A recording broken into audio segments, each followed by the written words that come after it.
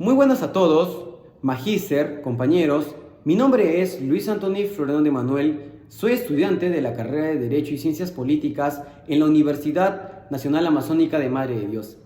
El tema a tratar el día de hoy es la conducta humana. Pero nos preguntaremos, ¿qué es la conducta humana? A la conducta humana la podemos definir de la siguiente forma, de manera breve y concisa, mencionando lo siguiente, que es la manifestación o representación de actividades humanas, pero con un elemento fundamental, el cual es la voluntad. Sin este no se desarrollaría. Asimismo, tenemos que tener en cuenta que la conducta humana tiene dos manifestaciones, o se manifiesta en dos, los cuales son que las acciones u omisiones son delitos y faltas, tanto culposas como dolosas. Hasta ahí todo correcto, pero ¿qué es la acción? Tenemos que ir por partes, ¿ok? Entonces, la acción es el punto inicial del derecho penal. Tenemos que tener en cuenta que la norma penal sanciona los comportamientos humanos, pero no todos los comportamientos humanos son de característica o de valoración negativa. Entonces, el derecho penal no se centra en analizar todos los comportamientos humanos, solo sanciona los que tienen valoración negativa, valga la redundancia. Asimismo, tenemos que tener en cuenta que para que un comportamiento tenga responsabilidad penal tiene que estar analizado o se evalúa con los elementos del delito, los cuales son la culpabilidad, tipicidad y antijuricidad. Hasta ahí todo correcto. Ahora, tenemos que tener en cuenta que según la teoría finalista, la acción se divide en dos etapas o en dos fases, los cuales son la fase interna y la fase externa. Literalmente, como dice la fase externa, todo se desarrolla interiormente. El agente, en la fase interna, desarrolla tres etapas, o va por tres etapas, los cuales son la ideación, deliberación y decisión. En la ideación, este agente se pone a pensar cuál es el delito y cuál es el objetivo que podría cometer.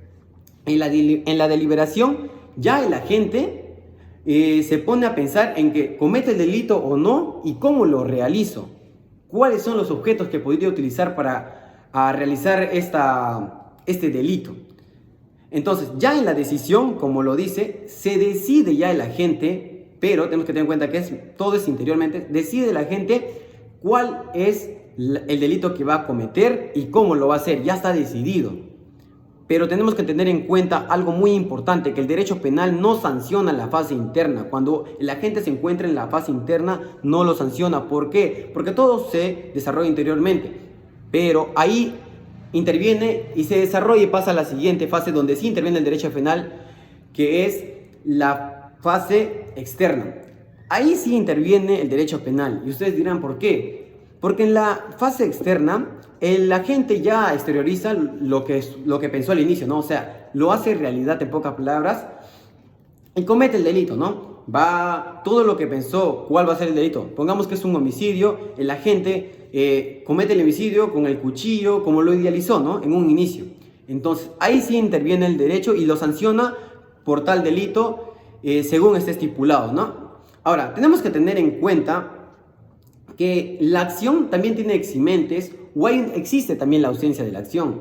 ¿Y cuándo existe la ausencia de la acción? Se preguntarán ustedes. Existe una figura muy importante que se le denomina la FEA. ¿Y qué es la FEA? Fuerza irresistible, estado de inconsciencia y acciones reflejos, movimientos reflejos, como se le puede llamar. Ahora, la fuerza irresistible, como lo dice, es algo que la gente no puede resistir. ¿Ves? Es, por ejemplo, ¿no? Una fuerza externa es tan fuerte que prácticamente no le queda otra, en palabras comunes, a la gente que ir por esa vía y cometer el comportamiento o desarrollar esa acción. Entonces, hasta ahí todo correcto con lo que es fuerza irresistible. Ahora, el estado de inconsciencia. ¿Cuándo se exime la acción? Cuando, por ejemplo, ¿no? El estado de inconsciencia se encuentra en alcoholismo, está ebrio, totalmente ebrio, o bajo narcóticos. Y los movimientos reflejos, que en este caso lo vamos a mencionar y lo vamos a ejemplificar de manera muy simple, que es, por ejemplo, uno está manejando una moto y te da un ataque epiléptico. Esa situación, por ejemplo, es carente, hay carencia de voluntad, ¿correcto? Es así como se desarrollan los movimientos reflejos o los actos reflejos. Continuamos ahora damos un cierre aquí en lo que es la acción. Ahora pasamos, por consiguiente, a la omisión, que es todo lo contrario. Es todo lo contrario a la acción. La omisión es todo lo contrario a la acción. ¿Por qué así? ¿Por qué lo decimos así? Porque la omisión se conceptualiza como el dejar de hacer algo o no cometer una acción que la norma nos exige. Entonces, para comprender la omisión es importante ejemplificar y, por ejemplo, tenemos figuras dentro de la omisión, tales como, le voy a ejemplificar que es un vínculo estrecho familiar, ¿no? Que es muy común en la sociedad, que es depender de alguien, ¿no? Es que una persona dependa de otra.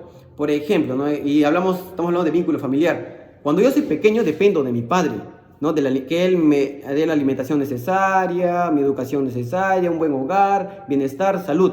Pero cuando mi padre, envejezca, yo asumo el cargo y él ya depende de mí. Y si yo no cumplo, quizás, en velar por él, o él, cuando yo era niño, no cumple en velar por mí, comete una omisión. Correcto, hasta ahí correcto. Es netamente a lo que se aboca la omisión. Asimismo tenemos la omisión pura, la cual comenta lo siguiente, ¿no? Por ejemplo, esta parte es full ejemplos para que puedan comprenderlo de una manera muy directa, ¿no? En la omisión pura, por ejemplo, uno está caminando por la calle y observamos una chica que nos pide ayuda. Pero a pesar de que el hecho de ayudarla no nos pone en riesgo, no pone en riesgo nuestra vida, no la ayudamos, o sea, no acudimos a su socorro, estaríamos incurriendo en un delito de omisión, el cual está penado, ¿no? Dentro del código.